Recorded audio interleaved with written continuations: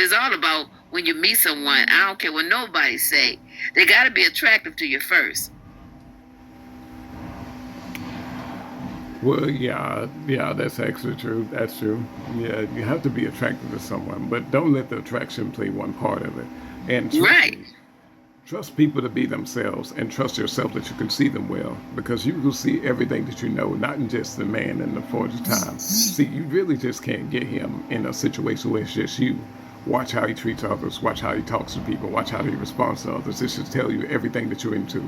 It will tell you everything that you're in for because he cannot hide himself in a public setting because we are all so completely different. You can see people and how they behave and treat other people, spouses, mannerisms, things that you would view as red flags, especially when it comes to talking to people in the service industry. How do they handle certain situations? Because now you know what you're in for. Now you know what you would eat into. So with that being said, it's like, you know, I don't think I need to. I think I need to not continue this any further, because everything that you just described is displayed in all of a man's actions. Observe him in his surroundings. If you want to truly get to know somebody, look at them for when they're not around you. But see, this is why when men step in and have a conversation about women, women come at men with an ego response, thinking that they know more about men. But you cannot tell me about something that's within my nature. I see themselves. I see myself as well as them when they're not around you. I know what they say. I know what they do. I know how they move. I know the new tactics they develop. Because hell, most of us done tried those same damn tactics.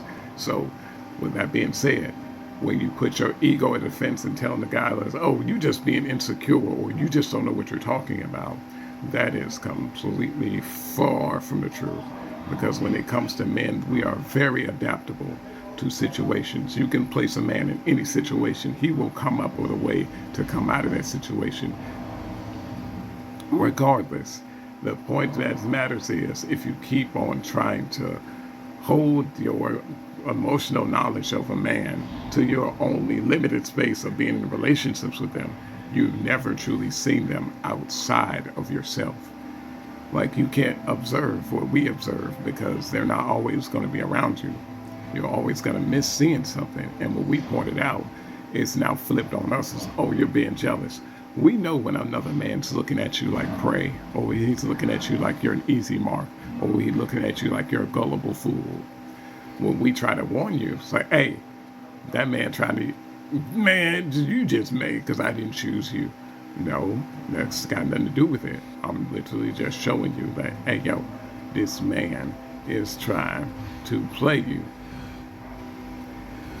But until that changes, society is going to forever remain stuck in what it is because we know deception when we see it. Just like how we can point out all your fake friends. A man truly knows who your friends are. If you take your man around your friends, he can tell you exactly which ones ain't there for you. They're there for the benefit of you because when they place you in a certain situation, they go expect you to choose them over your man. Right.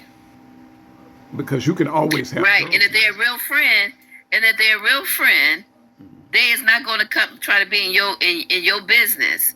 You know, that's why I always say it's so important. And what's wrong these days in this time is too many people, women, is letting somebody their friend and letting them get in their ear about what they doing at home with their man.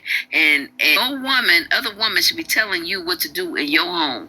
Exactly. And you shouldn't even share your business or whatever's going on in your home. It's just some things that you just don't talk about and say about what's going on in your home. Because then y'all the only two that got to work it out at the end of the day. And that's why a lot of relationships break up because they let their friends all in their business and talk about everything that goes on in the freaking home.